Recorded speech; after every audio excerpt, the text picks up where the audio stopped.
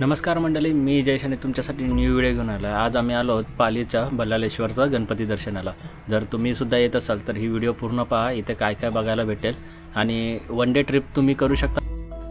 तुम्ही जर इथे येत असाल तर मुंबईपासून सुमारे 110 किलोमीटर आणि पुण्याहून सुमारे 120 किलोमीटर अंतरावर असून येथे वाहनाने सहज पोहोचता येते।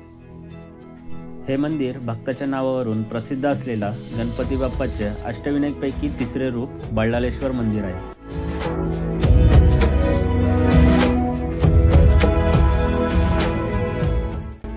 इकडे येत असाल तर गरम पाण्याचे कुंड बघायला भेटतील।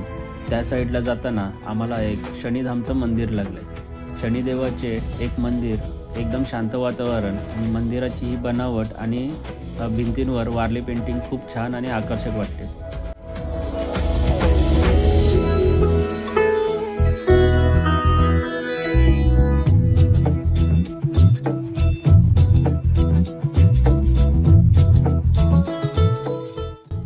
शनिधामचे दर्शन घेऊन आम्ही पुढे आलोय, जिथे गरम पाण्याचे कुंड आहेत। तर तुम्ही येत असाल तर इथे तुम्ही गरम पाण्यामध्ये आंघोळ सुद्धा करू शकता।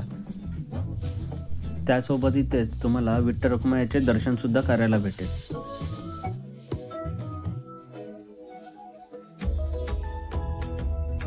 बल्लाळेश्वर मंदिर अष्टविनायकपैकी तिसरे महत्त्वाचे हे अंबा नदीकाठाच्या सरसगड किल्ल्याच्या पायथ्याशी वसलेले आहे।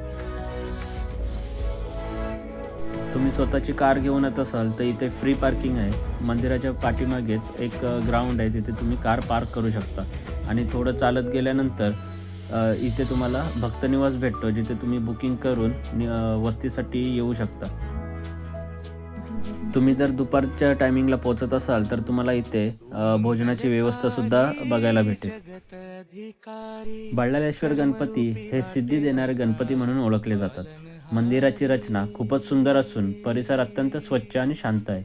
येथे दर्शन घेतल्याने मन शांती मिळेल आणि इच्छा पूर्ण होतात अशी भाविकांची श्रद्धा आहे।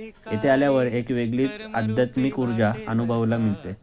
या मंदिराचे वैशिष्ट्य म्हणजे हे मंदिर भक्ताच्या बल्लाळ नावाने ओळखले जाणारे एकमेव मंदिर असून गणपतीची मूर्ती पूर्वमुखी आहे आणि तिच्या डोळ्यात व बेंबीत हिरे बसवले आहेत। गणपतीच्या हातात पाश, अंकुश आणि मोदक आहेत। तसेच हे मंदिर पूर्णपणे लाकडी स्वरूपात होते, परंतु नंतर ते दगडी स्वरूपात पुनर्बांधणी करण्यात आले। मंदिराच्या आवारात एक मोठा नगरखाना आहे। पालीच्या या पवित्र ठिकाणी गणेशोत्सवात मोठी गर्दी असते। तुम्हाला जर ही व्हिडिओ आवडली असेल तर लाईक करा, चॅनलवर नवीन असाल तर सबस्क्राईब करा, व्हिडिओ जास्तीत जास्त शेअर करा आणि जर तुम्हाला ही व्हिडिओ आवडली असेल तर कमेंट करून नक्की सांगा। भेटूया एक नवीन व्हिडिओमध्ये।